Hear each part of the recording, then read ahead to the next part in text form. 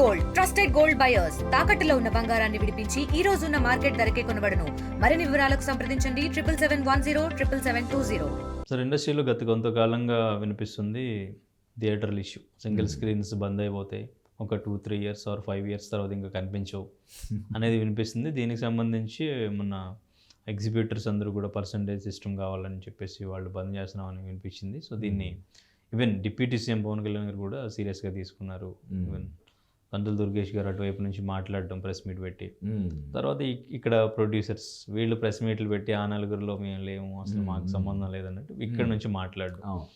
So ఇప్పుడు ఈరోజు film chamber నుంచి ఇప్పుడు యాక్టివ్గా ఉన్న ప్రొడ్యూసర్స్ ఒక 30-40 మెంబర్స్ చంద్రబాబు నాయుడు గారిని కలుస్తున్నారు అనే వార్తలు వచ్చినాయి. సో అది నిజమే మ్యాక్సిమం నాకు తెలిసి. కానీ ఈరోజు క్యాన్సిల్ అయింది ఆ ప్రోగ్రామ్ అని చెప్పేసి వినిపిస్తుంది. సో అసలు ఎందుకు కలుద్దాం అనుకున్నారు? అంటే ఆయన పోస్ట్ చేశారు, కలవలేదని చెప్పేసి కలుద్దాం అనుకున్నారా? ఎందుకు క్యాన్సిల్ అయింది? అంటే ఎందుకు క్యాన్సిల్ అయింది అనేది మనకి కరెక్ట్గా రీజన్స్ తెలియవు. కాకపోతే ఇప్పుడు మన దేశంలో కానీ ప్రపంచవ్యాప్తంగా ఉన్న పరిస్థితులు, ఇప్పుడు ఒక పక్క ఇజ్రాయెల్ ఇరాన్ వార్ జరుగుతుంది. మొన్న అహ్మదాబాద్ ఫ్లైట్ కూలిపోయింది. తర్వాత మళ్ళీ ఈరోజు హెలికాప్టర్ ఒకటి కూలిపోయింది ఉత్తరాఖండ్లో. ఇలాగంటే దేశంలో పరిస్థితులు అంతగా ఇదిగా లేనప్పుడు ఈ టైంలో అంటే ఇది యుద్ధ ప్రాతిపదిక మీద కలిసి చర్చించాల్సినటువంటి అంత ఇదేం కాదు కదా. కొంచెం పైగా ఆయన ముఖ్యమంత్రిగా ఆయనకి చాలా ఇవి ఉంటాయి కాబట్టి అటువైపు నుంచి ఆయన ముఖ్యమంత్రి గారు ఇప్పుడు కలిసే ఇది లేదు. తర్వాత మళ్ళీ అటు నుంచి వచ్చి ఉండొచ్చు, సీఎంఓ నుంచి లేదు. అంటే మెయిన్ అక్కడి నుంచే వస్తుంది. వీళ్ళు లేదండి మేము తర్వాత ముఖ్యమంత్రి అపాయింట్మెంట్ ఇచ్చిన తర్వాత లేదండి మేము తర్వాత ఇంకో రోజు వచ్చి కలుస్తామని చెప్పి మన ప్రొడ్యూసర్లు కానీ డైరెక్టర్లు కానీ హీరోలు కానీ అంటారు కదా, అటు నుంచే వచ్చి ఉంటుంది. దాన్ని మనం ఎక్కువగా నెగిటివ్గా చూడాల్సినటువంటి అవసరం లేదు. ఇంకొకటి ఏంటంటే పవన్ కళ్యాణ్ పర్టికులర్గా ఆయన కలవలేదు అని చెప్పి ఆగ్రహం వ్యక్తం చేశాడు కాబట్టి కలుస్తున్నారని చెప్పి కూడా అనుకోవాల్సిన అవసరం లేదు. మామూలుగానే ఇప్పుడు ఇప్పుడు మనకి 2 కళ్ళు లాగా మనకు ఇప్పుడు తెలుగు సినిమాకి 2 కళ్ళు కదా. అటు ఆంధ్ర కానీ తెలంగాణ కానీ ఏది ఎక్కువ ఏది తక్కువ అని కూడా మనం చెప్పలేని ఇది ఉంది కాబట్టి అటు ఆంధ్రప్రదేశ్ ప్రభుత్వ సహకారం కావాలి, తెలంగాణ ప్రభుత్వ సహకారం కూడా కావాలి. ఇక్కడ ఏంటంటే మొన్న 14వ తారీఖు ఈ అవార్డులు జరుగుతున్నాయి కాబట్టి వెంటనే వెళ్ళి 15వ తారీఖు కలిస్తే బాగుంటుంది అన్న ఉద్దేశంతో ఆ డేట్ అది ఫిక్స్ చేసి ఉంటారు. కానీ చెప్తున్నాను కదా, ఇప్పుడు దేశంలో నెలకొన్న పరిస్థితులు కావచ్చు, లేదంటే అక్కడ చంద్రబాబు నాయుడు షెడ్యూల్ వల్ల కావచ్చు, అది పోస్ట్ పోనింగ్ క్యాన్సిల్ అయితే అప్పుడు మనం దాని గురించి ఎక్కువగా, ఇది క్యాన్సిలేషన్ కాదు, ఒక వారం రోజుల్లో 10 రోజుల్లో పోస్ట్ పోన్ అయి ఉంటుంది. ఈ మర్యాదపూర్వకంగా కలిసే ఇదే కదా. ఈ సమస్యలు అనేవి చాలా సంవత్సరాలుగా అపరిష్కృతంగా ఉన్నాయి. థియేటర్ల సమస్య కావచ్చు, క్యాంటీన్ రేట్ల సమస్య కావచ్చు, మరొకటి, ఇవన్నీ కూడా ఇప్పుడుకప్పుడు గత సంవత్సర కాలంలోనో 2 ఏళ్లలోనో నెలకొని ఉన్న సమస్యలు కాదు, ఎప్పటి నుంచో ఉన్నాయి. అలాగే ఆంధ్రప్రదేశ్ ప్రభుత్వం నుంచి ప్రభుత్వం ఏర్పడి సంవత్సరం అవుతున్నా కూడా FDC film development corporation chairman ఇప్పటివరకు నియామకం చేపట్టకపోవడం పట్ల కూడా విమర్శలు ఉన్నాయి. వీటన్నిటి నేపథ్యంలో వాయిదా పడి ఉంటుందని చెప్పి నేను అనుకుంటున్నాను. ఓకే, అంటే ఇంతకుముందు జగన్మోహన్ రెడ్డి గారిని కలిసినట్టే స్టార్ హీరోస్ అందరూ కూడా వెళ్ళి కలిసే ఛాన్స్ ఉందంటారా? అదే పద్ధతులు అలా కాదు. అంటే ముఖ్యమంత్రిని అందరూ వెళ్ళి కలిస్తే మంచిదే కదా. ఇప్పుడు చంద్రబాబు నాయుడు అంటే ముఖ్యంగా ఏంటంటే ఇప్పుడు ఎందుకు ఈ కలయికి అంత ప్రాధాన్యత, లేదంటే పవన్ కళ్యాణ్ చేసిన వ్యాఖ్యలకి ఎంత ప్రాధాన్యత అంటే, అంతకుముందు కూడా చంద్రబాబు నాయుడు గారు 3 పర్యాయాలు ముఖ్యమంత్రిగా చేశాడు. పైగా ఎన్టీఆర్ అల్లుడు, బాలకృష్ణకి వియ్యంకుడు, బావమరిది, ఇన్ని రకాలుగా చిత్ర పరిశ్రమతో సన్నిహిత సంబంధాలు కలిగినటువంటి ఒక వ్యక్తి అప్పుడు అరెస్ట్ అయ్యి దాదాపు 53 రోజులు జైల్లో ఉంటే దాని గురించి ఎవరు మాట్లాడలేదు, విచారం కూడా ఎవరో వ్యక్తం చేయలేదు అనే విమర్శలు బాగా వచ్చినాయి. ఎవరో అశ్విని దత్ గారు, కేఎస్ రామారావు గారు, రాఘవేంద్ర గారు, ఇలాగా ఒక 4-5 మాట్లాడారు తప్ప మిగతా వాళ్ళందరూ కూడా సైలెంట్గా ఉన్నారు. దాని మీద అప్పుడు గట్టిగా విమర్శలు వచ్చాయి. అంటే ఇండస్ట్రీతో ఇంత సన్నిహిత సంబంధాలు ఉన్నాయి, ఎవరెవరో ఎక్కడెక్కడో విదేశాల్లో దీని గురించి నిరసనలో తెలుపుతున్నారు, మన ఇండస్ట్రీలో మాత్రం ఎవరు కూడా దీని గురించి అసలు ఎవరు ఇది చేయలేదు, ఇది బాధాకరం అని చెప్పి అప్పట్లో విమర్శలు వచ్చాయి. అందువల్ల ఇప్పుడు ఎలా ఉంటుందంటే ఆయన ముఖ్యమంత్రి అవ్వగానే వీళ్ళందరూ స్టార్ హీరోలు కానీ ప్రొడ్యూసర్లు డైరెక్టర్లు అందరూ కలిస్తే అప్పుడు ఒక్కడ మాట్లాడలేదు, ఇప్పుడేమో ముఖ్యమంత్రి అయ్యాడని చెప్పి భయపడిపోయి వెళ్ళి కలిశారంటారు. కలిస్తే అలాగే అంటారు, కలవకపోతే ఇలాగా. కాబట్టి అంటే పవన్ కళ్యాణ్ అది బహిరంగంగా కాకుండా ఇండస్ట్రీలో చాలామంది తెలుగుదేశం పార్టీతో సన్నిహిత సంబంధాలు కలిగిన వాళ్ళు ఉన్నారు కాబట్టి వాళ్ళకి ఏదో ఒక మాట మాత్రంగా వెళ్ళి కలిస్తే బాగుంటుంది కదా.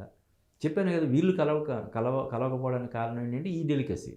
అప్పుడు ఆయన అరెస్ట్ అయినప్పుడు మనం ఏం మాట్లాడలేదు కదా, ఇప్పుడు వెళ్ళి కలుస్తామని చెప్పి మనం అని చొరవ తీసుకోలేని పరిస్థితి ఇక్కడ ఉంది. కాబట్టి వాళ్ళు ఇందాక నేను చెప్పినట్టు తెలుగుదేశం పార్టీతో అత్యంత సన్నిహిత సంబంధాలు కలిగిన వాళ్ళు మురళీమోహన్ గారు కావచ్చు, అశ్విని గారు కావచ్చు, రాఘవేంద్రరావు గారు కావచ్చు, వీళ్ళందరూ చాలామంది ఉన్నారు. కాబట్టి ఎవరో ఒకరితోటి చెప్పుంటే మామూలుగా ఇది మర్యాదపూర్వక భేటీ అనేది సింపుల్గా జరిగిపోయింది అది.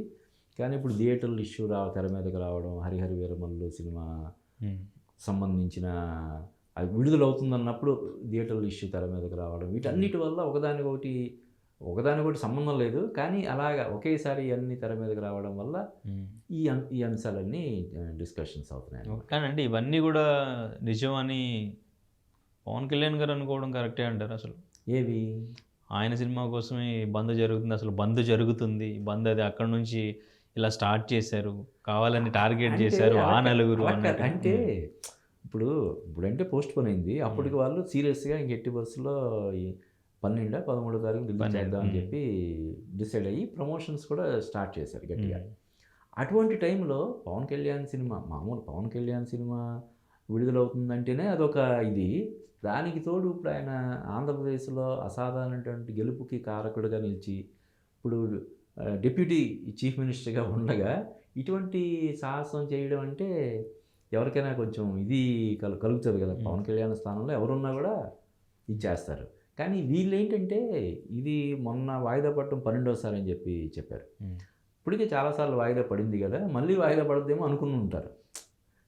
దీనికి వాళ్ళు హరిహర వీరమల్లు వస్తుంది కాబట్టి మనం ఇప్పుడు థియేటర్లో సంబంధించిన ఇష్యూలు మాట్లాడడం కానీ మన సమస్యల గురించి చర్చించడం కానీ కరెక్ట్ కాదని వాళ్ళు అప్పుడు అనుకుని ఉంటారు.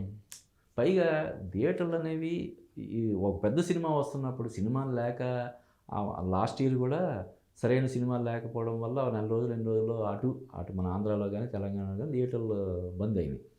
పెద్ద సినిమాలు వస్తున్నప్పుడు ఇప్పుడు కుబేర కావచ్చు, కన్నప్ప కావచ్చు, హరిహర వీరమల్లు కావచ్చు, అంతకుముందు వచ్చిన తగ్ లైఫ్ సినిమా రిలీజ్ అయిన తర్వాత అది విషయం లేదని తెలిసింది. కానీ రిలీజ్కి ముందు దానికి విపరీతం క్రేజ్ ఉంది కదా. కమల్ హాసన్, మణిరత్నం దాదాపు 38 సంవత్సరాల తర్వాత వస్తున్నారని దానికి ఒక మంచి క్రేజ్ ఉంది. ఇన్ని క్రేజీ సినిమాలు వచ్చేటప్పుడు థియేటర్లో బంద్ చేయాలనే ఒక నిర్ణయమే ఒక ఆలోచన లేనటువంటి ఒక అవివేకమైనటువంటి నిర్ణయం. దానివల్ల పవన్ కళ్యాణ్కి ఆగ్రహం కలగడం అనేది సహజం. అంతే కదా. ఇప్పుడు మన దిల్రాజు గారు కానీ అల్లు అరవింద్ గారు కానీ చెప్పింది అదే కదా. ఇప్పుడు ఆయన సినిమా విడుదలవుతుందంటే దాన్ని వ్యతిరేకిస్తూనో లేకపోతే ఆయనకి ఇబ్బంది పెట్టాలనే ఉద్దేశంతో ఇటువంటి నిర్ణయం తీసుకునే సాహసం ఎవరు చేస్తారని కదా దిల్రాజు గారు కానీ అల్లు అరవింద్ గారు కానీ చెప్పింది. దాన్ని దృష్టిలో పెట్టుకొని అయితే ఇదంతా జరగడం ఒక రకంగా మంచిదే కదా. ఏ రూపంలో అయితేనేమి ఇప్పుడు ఈ సమస్యలన్నీ కూడా మళ్ళీ ఒకసారి తెర మీదకి వచ్చాయి. పవన్ కళ్యాణ్ గత 20-30 సంవత్సరాలుగా ఆయన స్టార్డమ్లో ఉన్నాడు. ఆయనకి గ్రౌండ్ రియాలిటీస్ తెలియకపోవచ్చు.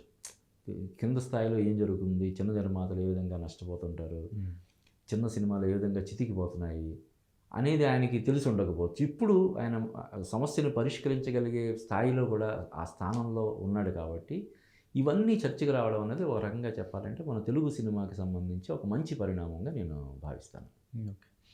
కానీ సార్, అంటే ఇప్పుడు ఆ నలుగురు అని ఈవెన్ ఆయన కందుల దుర్గేష్ గారు కూడా మాట్లాడారు. ఇప్పుడు వీళ్ళు వచ్చి కలవాలి అని చెప్పేసి ఎక్కడి నుంచే ఫోన్ వచ్చినట్టు అది కూడా మళ్ళీ ఆ నలుగురిలో వాళ్ళని పిలుచుకుంటున్నారు. ఆ నలుగురు అని చెప్పేసి వాళ్ళకే ఫోన్లు చేసి వాళ్ళని పిలుస్తున్నారు. మాలాంటి చిన్న నిర్మాతలను పట్టించుకోవట్లేదు అని కొంతమంది చిన్న నిర్మాతలు మాట్లాడుతున్న పరిస్థితి. ఓకే. అంటే అలా కాదు. ఇప్పుడు ఎవరైతే మాట్లాడుతున్నారో ఈ చిన్న నిర్మాతలు అందరూ కలిసి ఒక 50-60 మంది కలిసి మేము కలుస్తామంటే చంద్రబాబు నాయుడు నుంచి కానీ పవన్ కళ్యాణ్ నుంచి కానీ అపాయింట్మెంట్ దొరకదా? అంటే వీళ్ళ వైపు ఓకే, వీళ్ళు ట్రై చేయొచ్చు, కానీ అటువైపు నుంచి ఆయనకి మామూలుగా చిన్న నిర్మాతల పరిస్థితి తెలుసు, గుర్తింపు లేదు. నుంచి పర్టికులర్గా పిలుపులు ఎలా వస్తాయి చెప్పు. అండ్ ఇంక ఇక్కడ వీళ్ళు కూడా పట్టించుకోవట్లేదు. అలా కాదు, ఒకరిని పిలిస్తే ఒకరికి ఇది వస్తుంది. ప్రభుత్వం ఇక్కడ మనకున్న ఫిల్మ్ ఛాంబర్ ఆఫ్ కామర్స్ కానీ మన ప్రొడ్యూసర్ కౌన్సిల్ కానీ మూవీ ఆర్టిస్ట్ అసోసియేషన్ కానీ వీళ్ళు చొరవ తీసుకొని చేయాల్సిన పని తప్ప ప్రభుత్వం నుంచి పర్టికులర్ కొంతమందికి పిలుపులు వెళ్ళాయి అనుకో, అది మళ్ళీ విమర్శ అవుద్ది. ఆయన పిలిచాడు, మమ్మల్ని పిలవలేదు. ఇప్పుడు అదే జరుగుతున్నట్టుంది. ప్రభుత్వం నుంచి అటువంటి పిలుపులు రావాలని ఎవరు కోరుకోకూడదు. అంటే మామూలుగానే అనేంద్ర ఇప్పుడు మనం చెప్తుంటాం చూడు, మైనారిటీస్ ఎప్పుడు కూడా స్ట్రాంగ్ అని చెప్తుంటారు కదా. ఇప్పుడు అమెరికాలో ఉన్న మన తెలుగు వాళ్ళందరూ ఎందుకు యూనిటీతో ఉంటారు అంటే ఇప్పుడంటే రకరకాల అసోసియేషన్స్ వచ్చినాయి. ఎప్పుడు కూడా తక్కువ మంది ఉన్నప్పుడు వాళ్ళకి ఐకమత్యం ఉంటుంది. అలాగా ఎవరైతే ఇప్పుడు ఆ నలుగురు కావచ్చు, లేకపోతే మన అల్లు అరవింద్ గారు చెప్పినట్టు ఆ 10 మంది కావచ్చు, వాళ్ళు ఖచ్చితంగా యూనిటీ ఉంటుంది. ఎవరైతే చిన్న ప్రొడ్యూసర్లు ఉన్నారు, ఇప్పుడు 2024లో 311 సినిమాలు, అవి ఓటీటీ సినిమాలు కావచ్చు, ఇండిపెండెంట్ ఫిల్మ్స్ కావచ్చు, డబ్బింగ్ అన్నీ కలిపితే 311 వచ్చినాయి అనుకో. అందులో ప్రొడ్యూసర్లు మళ్ళీ రెండో సినిమా తీసేవాళ్ళు 90% ఉండరు. 90% ప్రొడ్యూసర్లు, 90 కాదు 95% ప్రొడ్యూసర్లు రెండో సినిమాలు తీరు. ఏదో ఏ రంగంలోనో ఎన్నో కష్టాలు పడి డబ్బులు సంపాదిస్తారు. సినిమా తీయాలనే కళని వాళ్ళు నెరవేర్చుకోవడం కోసం వస్తారు. వీళ్ళు ఇండస్ట్రీకి విరాళంలాగా 2 కోట్లు 3 కోట్లు ఇచ్చి ఒక చేదు అనుభవాన్ని మూట కట్టుకొని వెళ్ళిపోతారు. రెండో సినిమా తీసేవాళ్ళు 100కి 99 మంది ఉండరు. ఇప్పుడు సినిమాలు రెగ్యులర్గా సినిమా తీసే వాళ్ళని పక్కన పెడితే మిగతా వాళ్ళందరూ కూడా వచ్చి ఒక సినిమా తీసి చేతులు కాల్చుకొని వెళ్ళిపోయేవాళ్ళు. వాళ్ళు యూనిటీ ఎలా ఉంటుంది చెప్పు కదా. ఇప్పుడు కొంతమంది ఉంటారు సినిమాలు తీసి చేతులు కాల్చుకున్న తర్వాత కూడా నిలదొక్కుని ఇండస్ట్రీలో ఉండేవాళ్ళు ఉంటారు. వాళ్ళు చొరవ తీసుకొని మీరందరూ రండి, పలానా రోజు మనం చంద్రబాబు నాయుడు గారిని కలుద్దాం, పలానా రోజు రేవంత్ రెడ్డి గారిని కలుద్దాం, పలానా రోజు పవన్ కళ్యాణ్ గారిని కలుద్దాం, మన సమస్యల పరిష్కారం కోసం మనం ఇదిగో కార్యాచరణ, ఇవి ఉన్న సమస్యలు, వీటికి పరిష్కార మార్గాలు ఇవి, ఇలా చేస్తే బాగుంటుంది, ఇలా చేస్తే బాగుంటుంది అని చెప్పి మనం వెళ్ళి చర్చిద్దాం, మాట్లాడదాం అని చెప్పంటే అది అసాధ్యమైన ఇదేం కాదు కదా. మామూలుగా 2-3 వెళ్ళి కొద్ది రోజులు వెయిట్ చేస్తేనే ముఖ్యమంత్రి అపాయింట్మెంట్ దొరుకుతుంది. అటువంటిది సామూహికంగా కొంతమంది నిర్మాతలు మేము మా సమస్యలని చెప్పుకోవడం కోసం మిమ్మల్ని కలవాలనుకుంటున్నాం, మాకు టైం ఇవ్వండి అంటే ఇవ్వరా చెప్పు. కాబట్టి దీన్ని రాజకీయం చేయాల్సిన అవసరం లేదని నా అభిప్రాయం. ఓకే, సో అయితే అక్కడ కూడా అవార్డ్స్ ఇచ్చే ఛాన్సెస్ ఏమైనా ఉంటుందంటారా? నంది అవార్డ్స్ అసలు ఇటువంటి విషయాల్లో చంద్రబాబు నాయుడు ప్రభుత్వం మరింత చురుగ్గా ఉంటుంది. మరి ఎందుకు కొంత ఆలస్యం జరిగిందా మనం చూడాలి. ఇప్పుడు జరిగింది కాబట్టి ఇందాక ఏవైతే మనం ఈ గద్దర్ అవార్డుకు సంబంధించిన నిర్వహణలో జరిగిన లోపాలు దృష్టిలో పెట్టుకొని వాటన్నిటిని కూడా వాళ్ళు బేరీజ్ వేసుకొని ఇంతకంటే బాగా చేసే ప్రయత్నం చేస్తారని మనం డెఫినెట్గా ఎక్స్పెక్ట్ చేయొచ్చు. అయితే ఇక్కడ మనం ఇంకోటి చూడాల్సింది ఏంటంటే, ఇక్కడ ప్రభుత్వం ఏర్పడి అక్కడ ప్రభుత్వం ఏర్పడడానికి ఒక 6 నెలలు ఇది ఉంది. ముందుగా 6 నెలల ముందు ఇక్కడ కాంగ్రెస్ పార్టీ ప్రభుత్వం కొలువు తీరింది, ఆ తర్వాత అక్కడ కొలువు తీరింది. అయితే ముందు ప్రభుత్వానికి ఇమీడియట్గా ఫేస్ చేయాల్సినటువంటి సమస్యలు చాలా ఉంటాయి. ప్రభుత్వం ఇందులోకి రాగానే, కొలువు తీరగానే ఈ నంది అవార్డ్స్ గురించి దృష్టి పెట్టి ఒక కమిటీ వేసి అన్నీ చేయడానికి కొంత ఇది ఉంటుంది. కాబట్టి ఇప్పటికీ కొంత లేట్ జరిగింది. ఇప్పుడు ఇమీడియట్గా వాళ్ళు ఒక నిర్ణయం తీసుకొని ఒక కమిటీ వేసి అవార్డులు ఇస్తారని చెప్పి మనం ఎక్స్పెక్ట్ చేయొచ్చు. Okay, right sir, thank you sir. Thank you. India Pakistan ఉద్రిక్తతలపై లేటెస్ట్ అప్డేట్స్ కోసం డౌన్లోడ్ చేసుకోండి RTV లైవ్ యాప్.